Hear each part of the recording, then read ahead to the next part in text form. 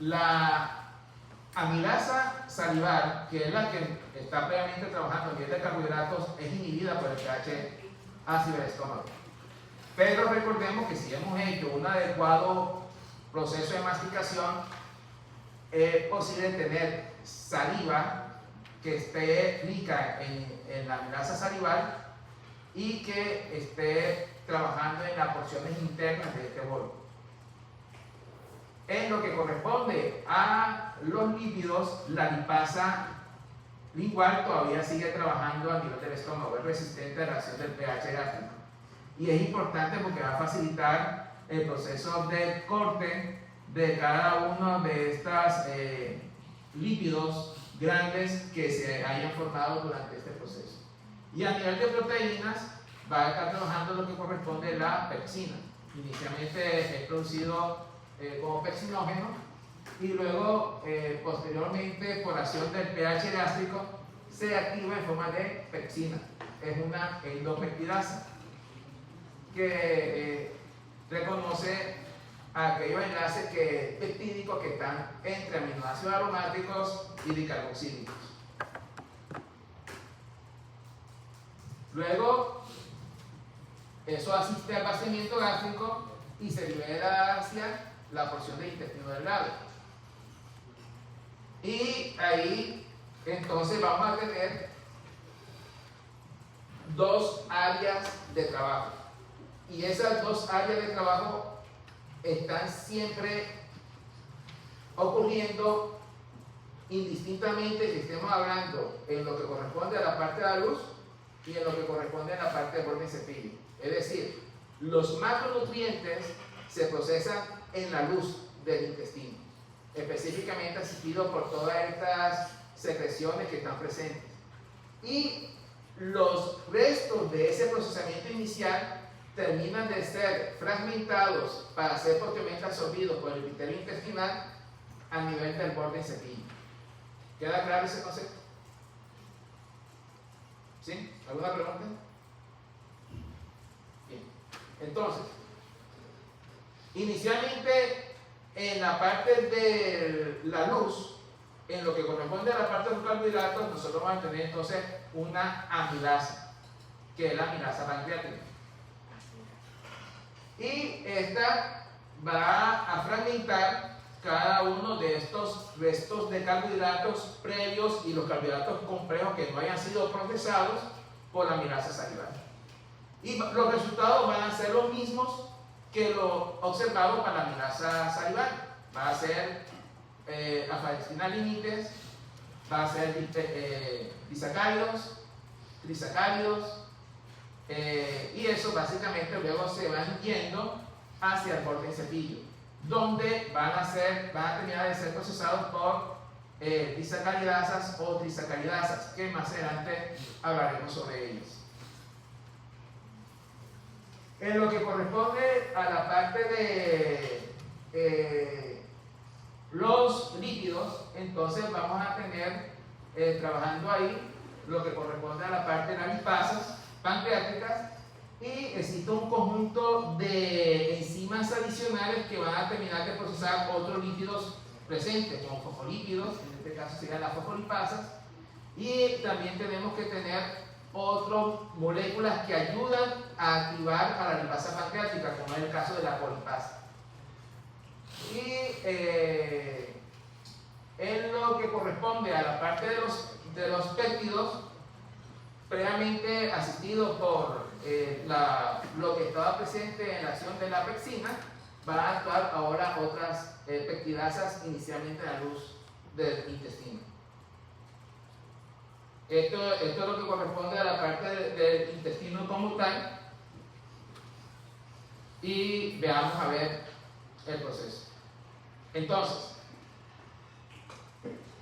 polisacáridos complejos, luz intestinal. Recuerden los tres elementos que se formaron. Son dextrina límites, disacáridos, isomaltosa y trisacáridos. Nosotros tenemos una enzima que es la isomaltasa. Esta enzima isomaltasa es una enzima que está presente en el borde del cepillo, extramembranal y tiene una doble actividad, porque puede actuar a través de la maltosa o de los trisacáridos, o puede actuar sobre la isomaltosa, de tal manera que en últimas puede entonces facilitar el proceso de la obtención de estos monosacáridos. Ese es el punto principal. Ustedes recuerden que uno de los objetivos fundamentales es liberar monosacáridos de manera individual. Esta se puede encontrar en cualquier punto del tracto gastrointestinal delgado, pero su principal acción está a nivel del yeyuno.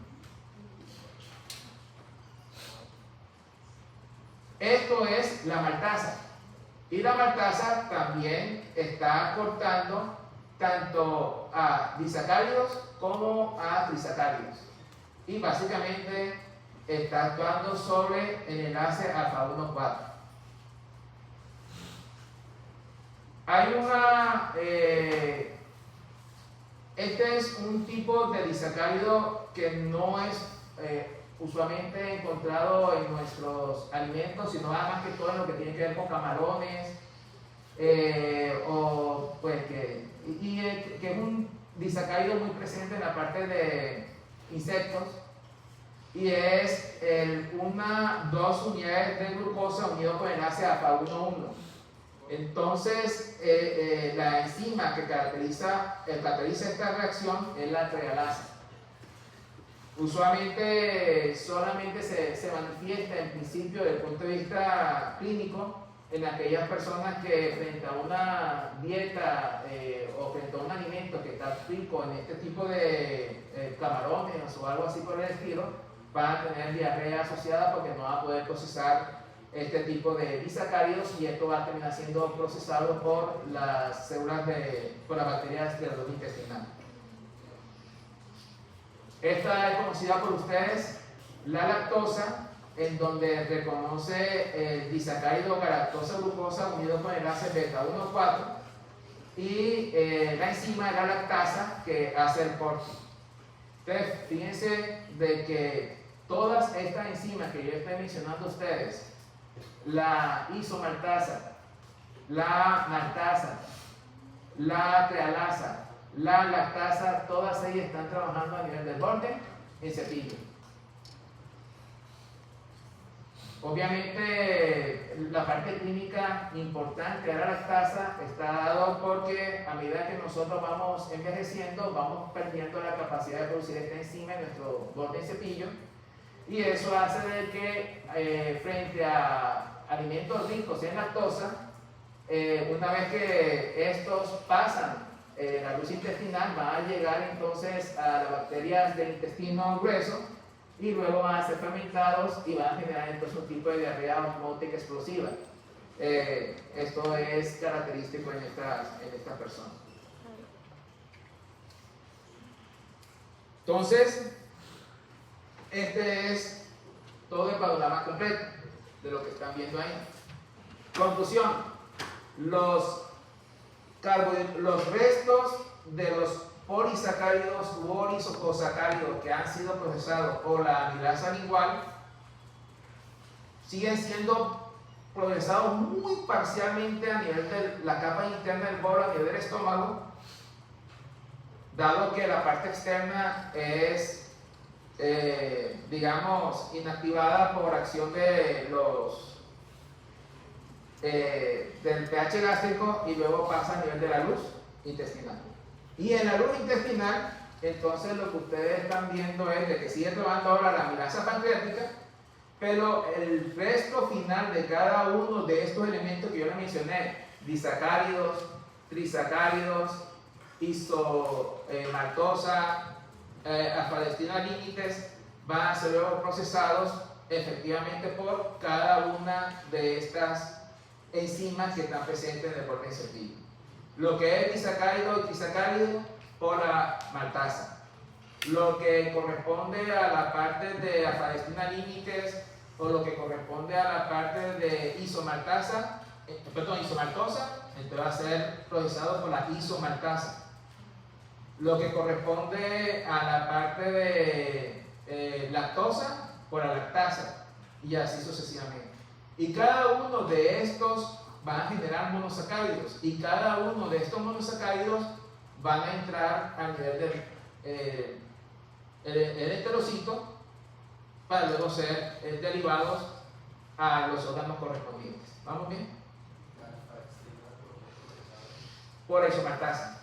Recordemos que la característica de la alfa-dextrina es que tiene enlaces alfa 1,4 y enlaces alfa 1,6. Automáticamente cuando tú veas enlaces alfa 1,6 tiene que ser procesado por isomaltasa.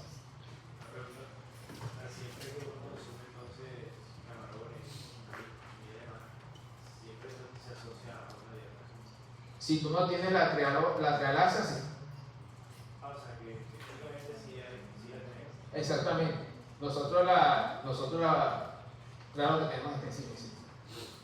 Entonces, pero no es usual, es como si fuera un vestigio de lo que ocurre.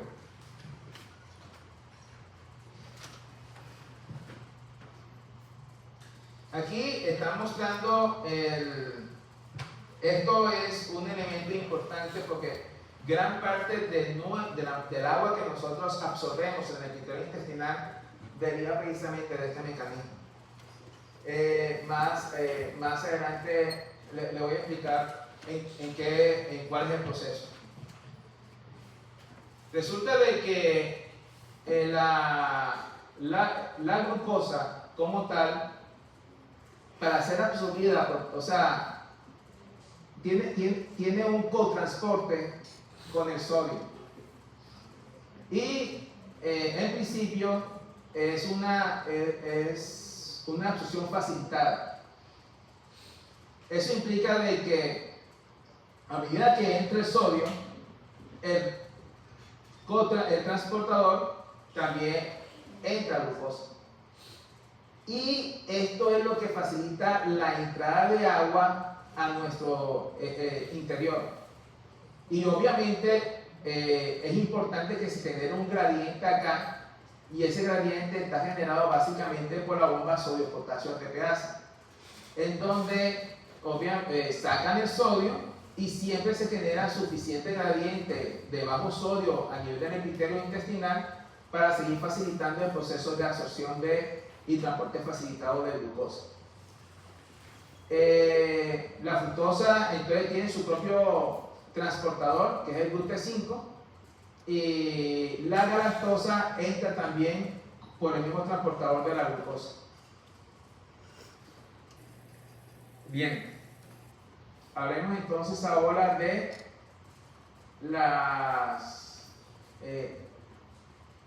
del resto de las secreciones pancreáticas. Veamos a ver básicamente la que está trabajando acá. Aquí corresponde a la parte de resto de proteínas que fueron degradadas parcialmente a nivel del estómago por acción de la pectina.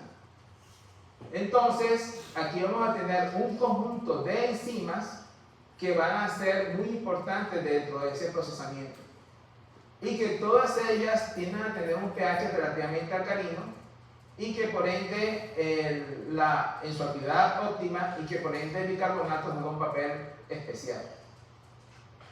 Esto es lo que corresponde a la parte de secreción pancreática. También aquí está mencionando acá lo que corresponde a la parte de lípidos. Veamos a ver entonces cada uno de estos escenarios. Miremos primero la parte de los lípidos. Este es el triglicérido como tal. Aquí ustedes tienen el esqueleto del glicerol. Cada uno de ellos es tipificado con 3 ácidos grasos. Para hacer este proceso, entonces inicialmente se tiene que construir como si fuera una gota lipídica. Y uno de los efectos de ese procesamiento previo que ocurrió en el estómago es generar suficientes monoacilgliceroles para que luego entonces comience a acoplarse la colipasa. La colipasa es un asistente a la lipasa pancreática, lo cual va a facilitar que la lipasa se active y comience entonces a degradar los lípidos del extremo en diferentes capas, para entonces facilitar su proceso de solubilidad y posterior transferencia en forma de micelas hacia el borde en cepillo del epitelio intestinal.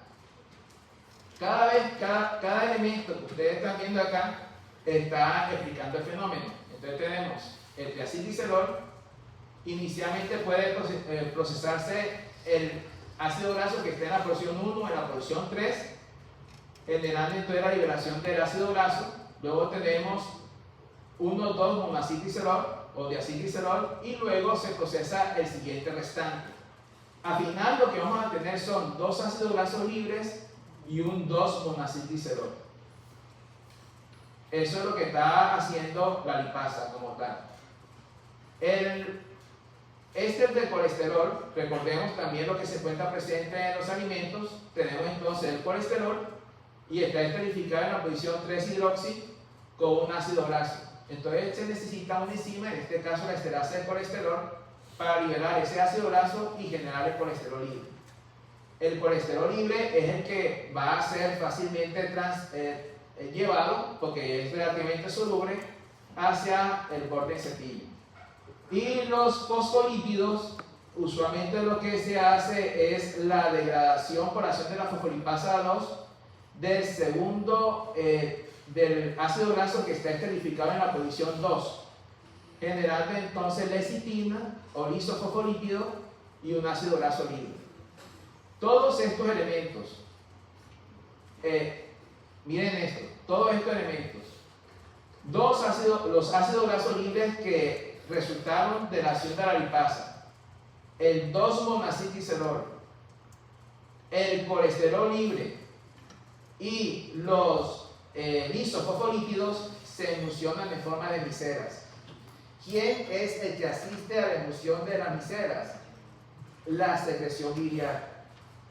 Específicamente los ácidos biliares, las sales biliares son los que van a facilitar generar ese proceso de comportamiento micelar, en donde puede tener una parte polar y una parte no polar para poder interactuar con los respectivos componentes de esto. ¿Sí? Cuando dice micelar, ¿a qué se refiere? Bien.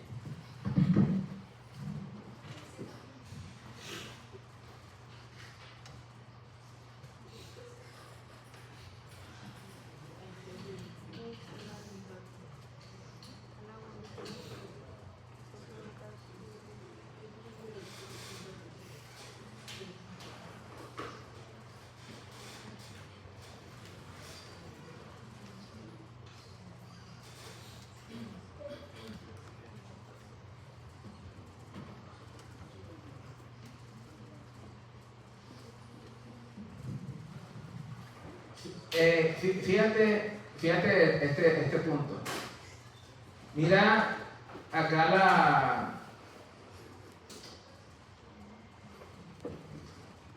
partimos del principio que la micela partimos del principio que los lípidos no son solubles en agua, ¿verdad? Pero también partimos del principio de que lo que tenemos en la luz del intestino es relativamente acuoso. Por lo tanto, los lípidos que están presentes en la dieta y los fragmentos de los lípidos que han sido resultantes del anterior procesamiento necesitan obviamente ser procesados. Y significa que tienen que aglutinarse de una manera especial. Entonces, imagínate la escena de una gota de aceite en el agua, cómo básicamente comienza la gota de aceite a ser excluida, o sea, su comportamiento de apelotonarse y formar algo totalmente separado en fase del medio acuoso es simplemente por ese procesamiento de alejamiento. Entonces, pero siempre tiene que haber una superficie que tiene que estar en contacto con el agua. Y lo que hace el comportamiento micelar es simplemente esa gota lipídica que está estructurándose con un conjunto de moléculas que se ponen en la frontera, que permite entonces organizar adecuadamente a los líquidos que no son polares de los líquidos que son relativamente polares. ¿Ya? Entonces, aquí lo que tú estás viendo acá es ese comportamiento de micela. Tú tienes aquí lo que es la parte acuosa y aquí corresponde en la parte amarilla a la parte no polar. Y tú estás observando entonces cómo un conjunto de moléculas, como puede ser las sales biliares, tiene una estructura que son polares, que facilitan entonces luego organizar a las estructuras que no son polares en su interior. Y luego estas sales biliares van a ser importantes porque van a facilitar organizar la actividad de los otros complejos enzimáticos que van luego a ir degradando a los líquidos que están en frontera. ¿Ya? ¿Fui claro?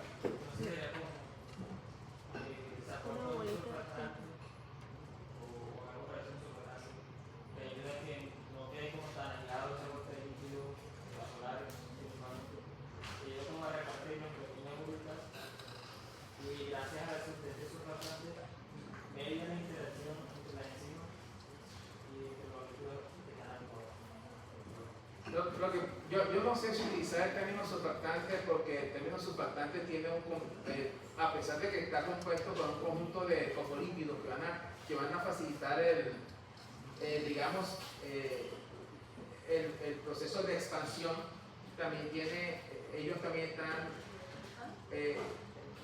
colaboran en el proceso de contracción del alveolo durante el mecanismo ventilatorio. Entonces, ya de ahí no sé si utilizar la palabra surfactante en ese sentido.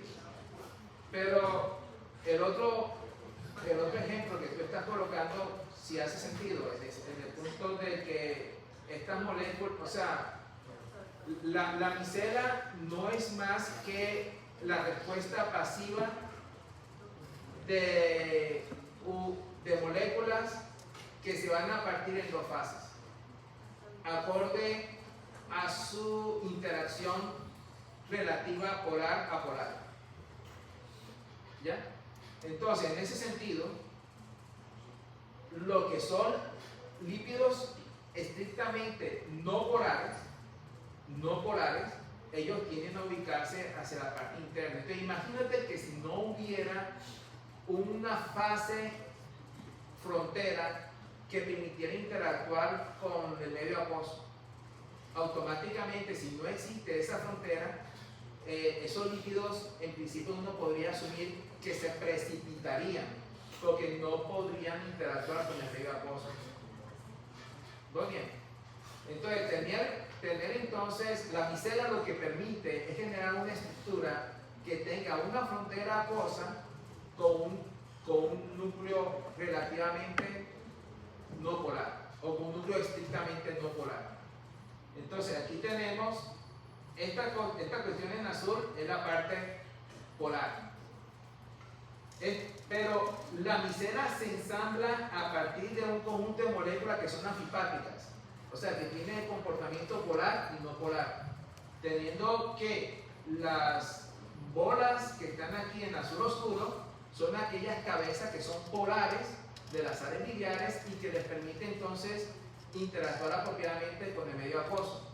Pero las colas que son no polares es lo que va a organizar la estructura de los líquidos que no son polares. Y eso permite la solubilización de las grasas. Si no existiera eso, las grasas no fueran solubles. Y no habría manera de poder procesarlas adecuadamente. Una pregunta, ¿podrías explicarme mejor cómo funciona la colipasa? O sea, funciona... Sí.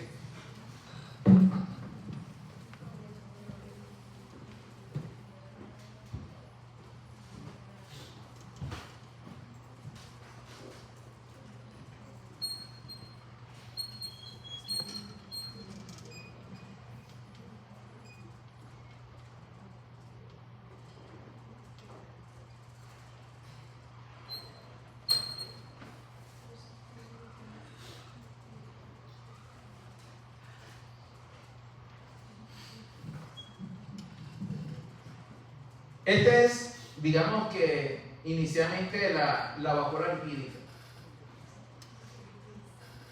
Poco a poco la vacuola lipídica va soltando micelas. Y poco a poco de la micela va saliendo como una especie de una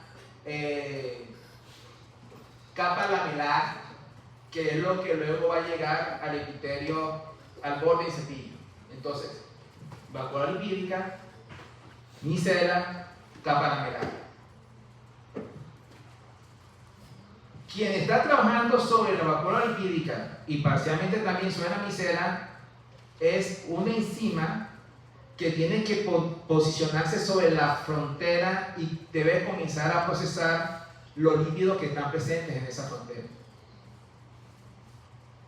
Esos lípidos que están presentes en esa frontera inicialmente son triglicéridos o fosfolípidos. ¿Ya?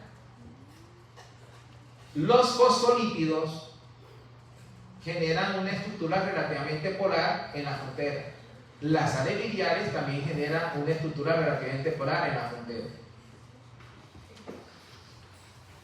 La colipasa se tiene que ensartar en la frontera para luego entonces poder reclutar a la lipasa de manera apropiada y facilitar que la lipasa pueda entonces comenzar a hacer su trabajo de degradación en los lípidos que son, en los ácidos grasos que no son, o sea, que obviamente están internos, pero que exponen su éster para poder ser cortados. Exactamente. Y entonces, cuando se refiere a capa lamelar, ¿puede explicarnos un poco más sobre eso? Entonces, básicamente lo que ocurre es de que a medida de que va trabajando la lipasa, entonces las micelas se hacen cada vez más pequeñas. Y luego, posteriormente, lo que va quedando es como si fuera ya no una micela esférica, como tú la estás viendo ahí, sino si fuera una membrana. Entonces, esa membrana es lo que se llama una capa laminar.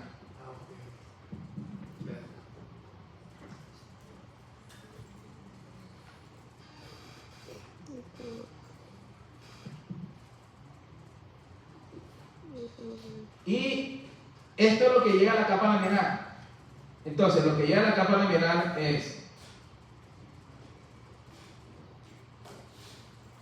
tiene los ácidos grasos libres y tiene el 2-monacilglicerol. Entonces, el epitelio intestinal, ¿qué es lo que está absorbiendo en una dieta? O sea, cuando estamos en el proceso de absorción de alimentos, estamos absorbiendo mayoritariamente 2-monacilglicerol y ácido graso libres. Y entonces, mientras que el resto del organismo está construyendo los triglicéridos a partir del glicerol 3-fosfato, ¿ya? Lo que corresponde a la parte del epitelio intestinal lo está construyendo a partir de la vía del 2-monacilglicerol. Eso es diferente. Eso solamente funciona cuando estamos en el proceso de consumiendo alimentos. Pero cuando estamos en ayunas, el epitelio intestinal cambia su orientación y comienza a trabajar como si fuera cualquier célula del organismo. O sea, comienza a utilizar la vía química. Esto es simplemente el proceso. Una vez que se construyen los triglicéridos, estos triglicéridos luego se ensamblan utilizando una lipoproteína, o sea, utilizando una apoproteína que es la ApoB48. Ustedes se acuerdan de las lipoproteínas. La lipoproteína es el mecanismo de distribución de los lípidos a través del organismo. Obviamente, ¿por qué? Porque se necesita una estructura relativamente polar que permita llevar estos lípidos entre cada uno de los distintos órganos. Y tenemos diferentes tipos de lipoproteínas. La lipoproteína que se sintetiza a nivel del epitelio intestinal es la ApoB48. Son los kilomicrones. Y los kilomicrones se sintetizan a partir de una apoproteína, que es la apoproteína B48, que es la apoproteína estructural. Ustedes se acuerdan de la lipoproteína de muy baja densidad y la lipoproteína de baja densidad, ¿verdad? ¿Cuál es la apoproteína estructural que la construye? La B100. La ApoE48 es una proteína truncada de la ApoB100. ¿Ya? ¿Muy claro? Entonces, en el epitelio intestinal, en vez de sintetizar la ApoB100 completa, hay un mecanismo de edición que hace que se corte y genere una estructura más corta que se llama ApoE48. Y eso genera los kilomicrones.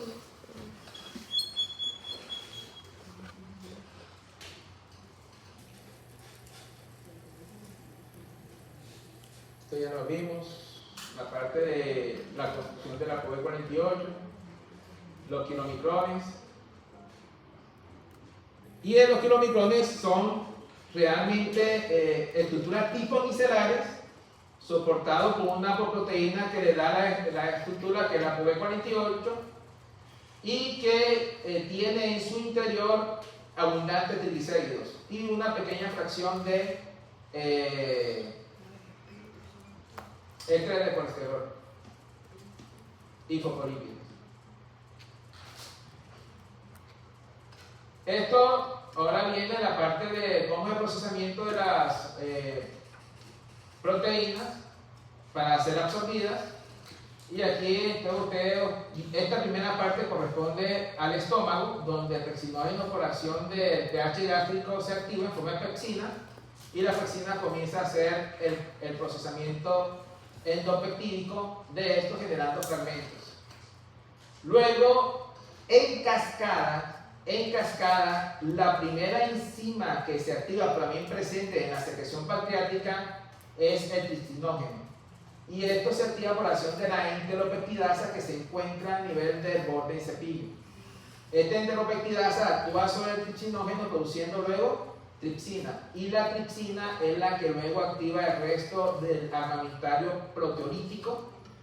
En este caso, quimotripsina, elastasa y carboxipeptidasa.